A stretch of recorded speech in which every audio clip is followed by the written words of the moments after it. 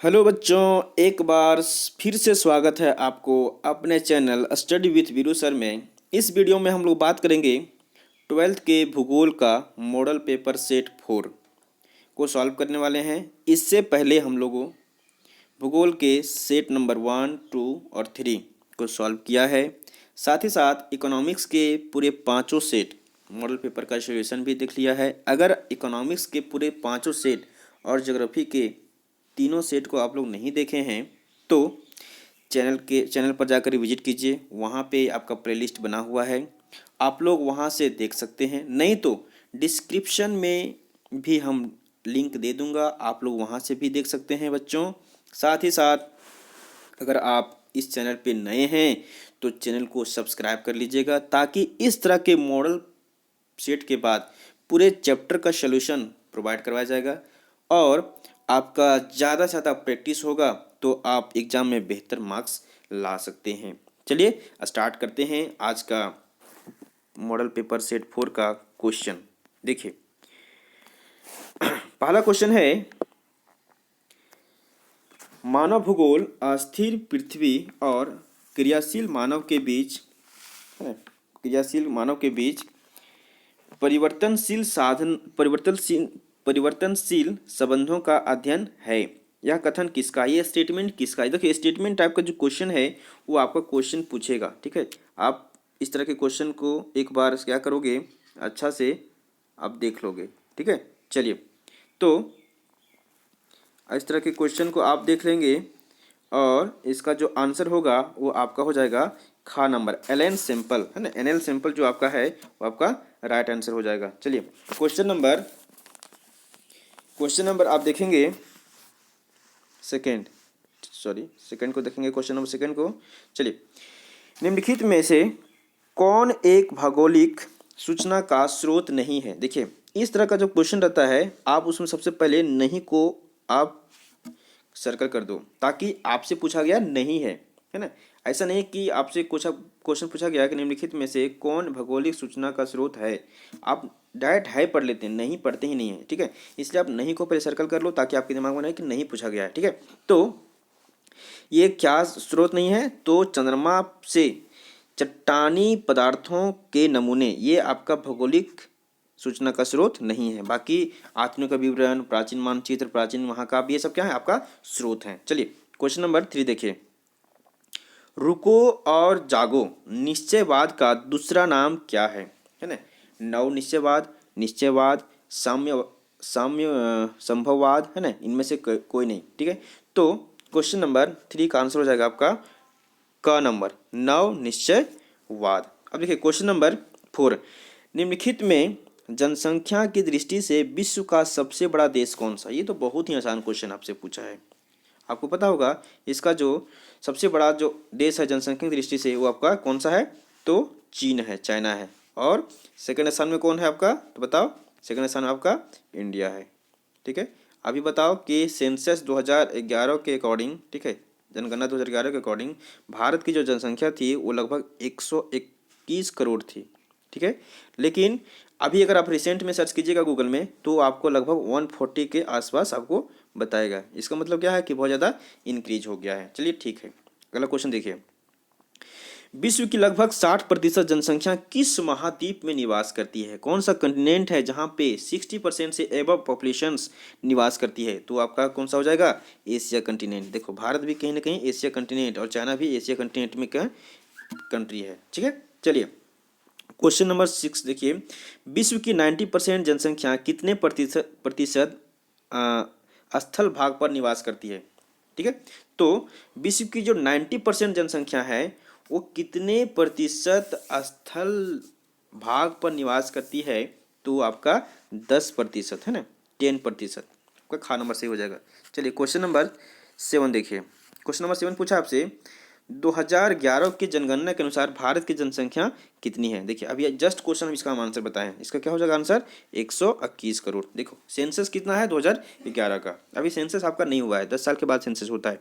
और सेंसस जब हुआ था, ठीक है, सबसे पहले तो आपका हुआ था 1872 ईस्वी में सबसे पहले सेंसस हुआ था, जनगणना हुआ था। ठीक है, चलिए, क्वेश्चन नंबर 8 देखिए, इनमें कौन प्रवास का अपकर्ष कारक नहीं है। देखिए इस तरह का क्वेश्चन आप सेट पीछे भी देखे होंगे, सेट नंबर 3 में देखे होंगे कि अपकर्ष कारक जो नहीं है, उपकर्ष कारक नहीं है ना, इस तरह का क्वेश्चन हमेशा आते ही रहता है। तो क्या नहीं है, तो नहीं पूछा है, ठीक है। तो क्या नहीं है, महामारियां नहीं है, बाकी आपका शांति और स्थायित्व है, जीवन संपत्ति है, सुरक्षा आपका अपकर्ष कारक है, ठीक है। चलिए क्वेश्चन नंबर देखिए 9, इनमें से कौन प्रवास का प्रतिकर्ष कारक नहीं है। देखिए सेम वैसे ही क्वेश्चन पूछा, नहीं पूछा है, ठीक है। तो नहीं क्या हो जाएगा आपका, प्रतिकूल जलवायु आपका नहीं हो जाएगा। चलिए क्वेश्चन नंबर देखिए 10, विश्व की जनसंख्या 6 से 7 अरब होने में कितना समय लगा था। तो ये आपका 10 वर्ष लगा था, है ना, 10 वर्ष लगा था। इसको याद कर लेंगे आपको, ठीक है। चलिए क्वेश्चन नंबर 11 देखिए, निम्नलिखित में किस महाद्वीप में जनसंख्या वृद्धि दर सर्वाधिक है। वह कौन सा महाद्वीप है, कौन सा, ठीक है, जिसमें कंटिनेंट जिसमें सबसे ज़्यादा आपका वृद्धि दर सर्वाधिक होती है, ठीक है। तो वो होती है आपका अफ्रीका, है ना, अफ्रीका मतलब का नंबर। अब देखिए क्वेश्चन नंबर आप 12 देखिए, क्वेश्चन नंबर 12 क्या बोल रहा है कि निम्नलिखित में से कौन सा एक तथ्य सही नहीं है। कौन सा तथ्य सही नहीं है, पढ़ेंगे। पहला है विगत 500 वर्षों में मानव जनसंख्या 10 गुना से वृद्धि अधिक बढ़ी है। खा है 5 अरब से 6 अरब तक बढ़ने में जनसंख्या को 100 वर्ष लगा है। गा नंबर है जननांगीय संक्रमण की प्रथम अवस्था में जनसंख्या वृद्धि उच्च होती है। घा नंबर है जनसंख्या ज्यामितीय विधि से बढ़ती है। तो इसका जो पूछा है आपसे क्वेश्चन कि कौन सा तथ्य सही नहीं है, देखिए नहीं पूछा है, इसलिए आपका क्या हो जाएगा, गा नंबर हो जाएगा कि जननांगीय संक्रमण की प्रथम अवस्था में जनसंख्या वृद्धि उच्च होती है। ये आपका प्रथम अवस्था में नहीं होती है, द्वितीय अवस्था में होती है। चलिए क्वेश्चन नंबर 13 देखिए, क्वेश्चन नंबर 13 है आपका विश्व की जनसंख्या का औसत लिंग अनुपात प्रति 100 स्त्रियों पर कितने पुरुष हैं, है ना। आपसे क्वेश्चन पूछा गया है कि पूरे विश्व में का जो जनसंख्या का जो एवरेज सेक्स रेशियो है वो प्रति 100 स्त्रियों पर कितने पुरुष हैं, ठीक है।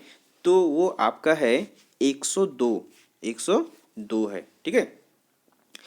लेकिन हम अगर इंडिया की बात करें तो आप देखेंगे कि 1000 पुरुष पर, ठीक है, स्त्रियों का जो एक जनसंख्या है वो आपका 1000 से कम है। लेकिन अभी आप रिसेंट में अगर गूगल में सर्च कीजिएगा तो 1000 से क्या है, 1000 से ज़्यादा हो चुका है, ठीक है। और ये इसलिए हुआ है क्योंकि सेक्स रेशियो को इम्प्रूव करने के लिए हमारे देश के पीएम नरेंद्र मोदी ने एक योजना चलाई थी जिसका नाम था बेटी बचाओ और बेटी पढ़ाओ।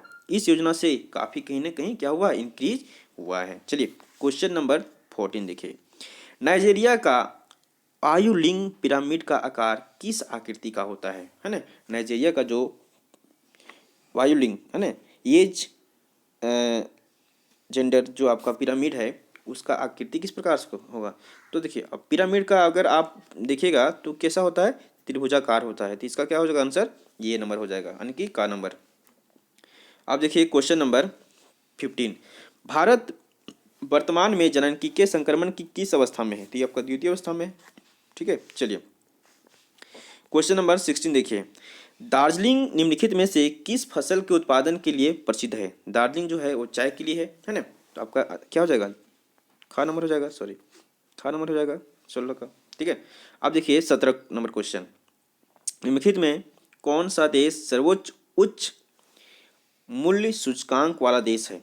तो कौन सा है आपका, खा नंबर होगा, है ना। नॉर्वे जो है आपका सर्वोच्च उच्च मूल्य सूचकांक वाला कंट्री है। चलिए क्वेश्चन नंबर 18 देखिए, मछली पकड़ना कौन सी क्रिया है। देखिए जितने भी एक प्रकार से जो फंडामेंटल्स जो वर्क होते हैं, फंडामेंटल एक्टिविटीज होते हैं, चाहे वो नेचुरल रिसोर्सेज का प्रयोग करके होते हैं, ठीक है, वो आपका प्राइमरी एक्टिविटीज में आते हैं, प्राइमरी क्रिया में आते हैं। इसलिए आपका क्या हो जाएगा आंसर इसका, प्राथमिक क्रिया हो जाएगा, ठीक है। चलिए क्वेश्चन नंबर 19 देखिए, निम्नलिखित में किस क्षेत्र में चलवासी पशुचारण नहीं होता। वह कौन सा क्षेत्र है जहाँ पे चलवासी पशुचारण नहीं होता है। ये पूछा गया है, नहीं होता है, इसका ध्यान रखेंगे हम। देखो इस चीज़ को बार बार इंडिकेट कर रहे हैं ताकि आप इसको गलती ना करें, ठीक है। तो वो आपका आंसर हो जाएगा मानसूनी क्षेत्र में। ठीक है, चलिए क्वेश्चन नंबर 20 देखिए, मैक्सिको में आदिकालीन निर्वाह कृषि को किस नाम से जानते हैं, है। तो मैक्सिको में इसको जो है वो मिल्पा के नाम से जानते हैं। ठीक है, चलिए